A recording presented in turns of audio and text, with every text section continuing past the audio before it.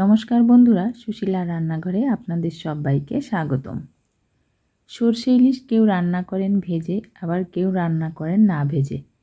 আজ আমি হালকা ভেজে এক ফোড়নে সরষে ইলিশ রান্না করলাম। প্রথমে মাছে স্বাদমতো লবণ, আধা চামচের একটু বেশি হলুদ, আধা চামচ শুকনো লঙ্কার গুঁড়ো আর 1 টেবিল চামচ সর্ষের তেল দিয়ে দিলাম। এবার মাছগুলো হাত দিয়ে 1 মিনিট সময় ধরে খুব ভালো করে ম্যারিনেট করব।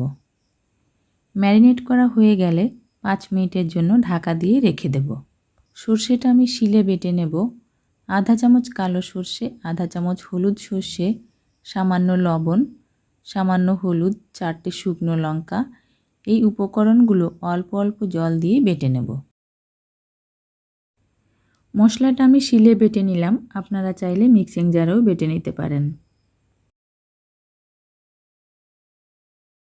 মশলাটা খুব মিহি করে বেটে নিয়েছি, এবার একটা বাটিতে তুলে নেব।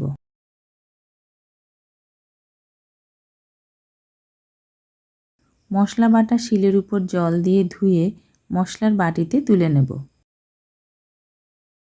কড়াইতে এবার 3 টেবিল চামচ সর্ষের তেল দিয়ে দিলাম।